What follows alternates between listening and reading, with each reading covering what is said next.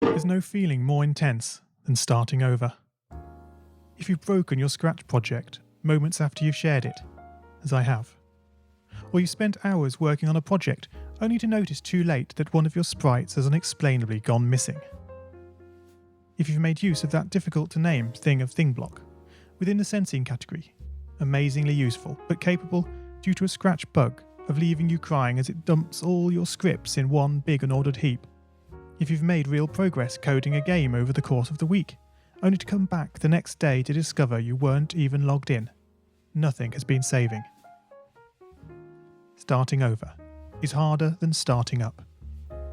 If you're not ready for that, like if you've already had a bad day at school, then what you're about to go through may be too much. Feel free to go away and come back. I'll be here.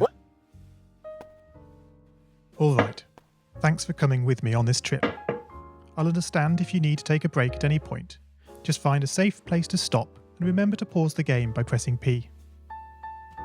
On Scratch you can find loads of remixed or reimagined recreations of existing games, and with good reason. George Bernard Shaw said, "Imitation is not just the sincerest form of flattery, it's the sincerest form of learning." This game is a recreation of a game that came out in 2017, titled Getting Over It with Bennett Foddy. That game in turn was a homage to a free game that came out in 2002. Both games involved dragging yourself, using a hammer, up a mountain assembled from assets and objects sourced from many other games. It seems appropriate then that, when trying to recreate Getting Over It in Scratch, that we should construct our mountain from the same assets used in literally millions of Scratch projects, the unmistakable contents of the Scratch costume library.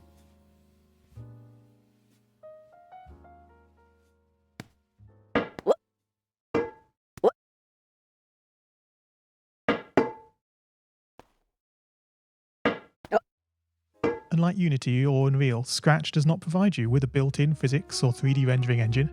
It has no state-of-the-art debugger, you can't even pause your scripts. We are forced to program old school. Our experience capped at 30 frames per second on a 480 by 360 pixel stage.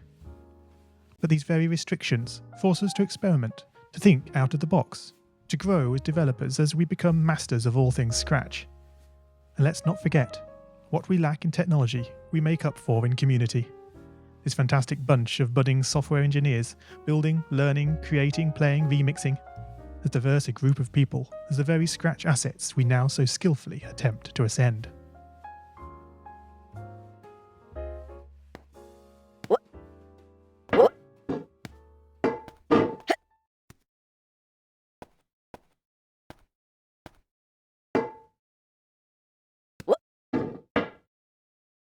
The act of climbing, in the digital world or in the real world, has certain essential properties that give the game its flavour.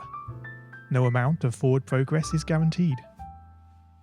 When you start Getting Over It, you're standing next to a dead tree, which blocks the way to the entire rest of the game. You prod and poke at it, exploring the limits of your reach and strength, trying to find a way up. When starting a new Scratch project, that initial blank slate is both refreshing and at times a little scary. Wouldn't it be great if we could travel forward in time and review our finished projects to see how well they turned out? I certainly wish we could. The real draw of coding, what gives it that special zing, is the challenge of accomplishing something you've never done before.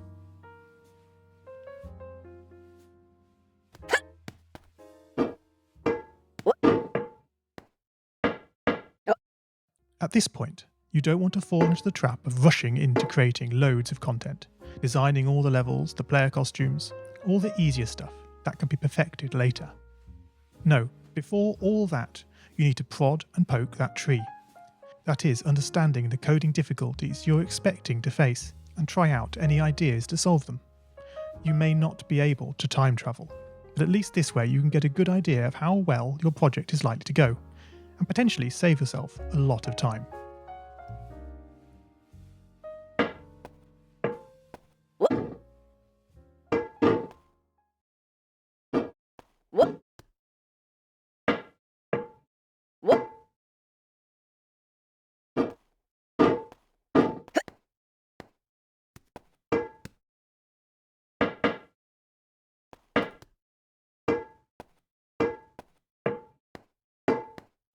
This project began life a couple of months ago as 3 simple scripts: the player, hammer, and level.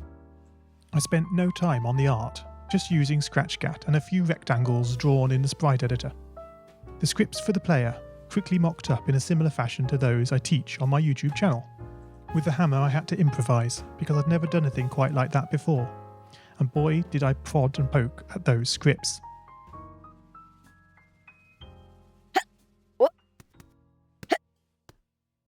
What I had imagined and the results I was achieving were hard to reconcile. The hammer and the player sprites would get stuck in the walls and ground, shake and jiggle and clip up to the top of the screen. Worst of all, when I tried the bread and butter action of lifting the player up upon the hammer, any tiny movement would throw the player into a crazy up and down motion as if bouncing upon a possessed pogo stick. Things don't always turn out as you want them to, and sometimes it's good to take a break. So, for the time being, I shelved the project, letting it slowly slip down the list of unshared projects, joining the countless multitude of unfinished, unseen projects that haunt the vast storage archives of MIT.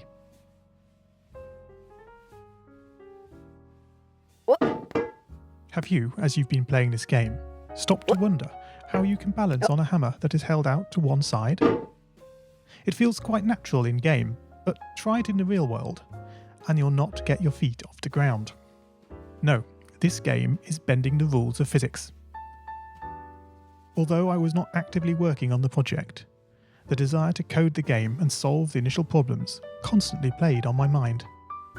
Finally, I decided to give it another go. Research is a powerful tool. Don't just rely on what you think you know. YouTube can be a great resource for gameplay videos. Being able to pause and rewind the action is invaluable. Did you know that you can step through videos frame by frame using the angled bracket keys? My research helped confirm many thoughts I'd been having, and also uncovered some nuances around mouse movement that had really got me stumped. All this was food for my brain, and I was super fired up to bring it all to scratch.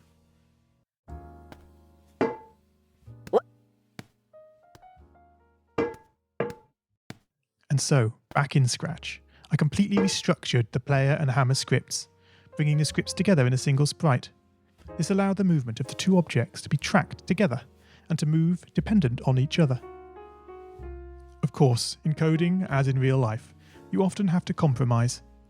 It isn't reasonable to implement a full physics engine in Scratch, but often it's enough to create a good estimate of what the player is expecting.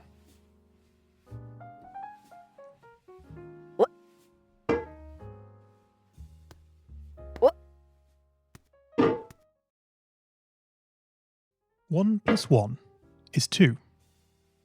If this wasn't always the case, if sometimes the answer was 3, then we would be in trouble. The addition operator is therefore referred to as deterministic. Similarly in Scratch, if your player sprite reports that it isn't touching the level, then you would expect, assuming the player is not moved relative to the level, that this would continue to be the case. As it turns out, the sensing block in Scratch does not behave like this. It can be non-deterministic. This is down to how Scratch draws its sprites. Their size and shape can change very slightly depending where on the screen they are first visualized. This can easily break a carefully crafted platforming script, resulting in sprites becoming trapped, teleporting to the edge of the screen, or worse of all, your game freezing up. One solution I'm fond of using is to create a short fix-up script that, on detecting an unexpected collision, moves the sprite this way and that in an ordered pattern until it finds a spot close by where the sprite no longer reports as touching the level. This is an important feature in this game. It should go completely unnoticed to the player, but without it the game can go horribly wrong. And now the final climb. I'm sorry to say goodbye, but thanks for playing my game, for giving me the time. Up the tree you go. Your struggles end in sight. Up past the star you go, as you drift into the night.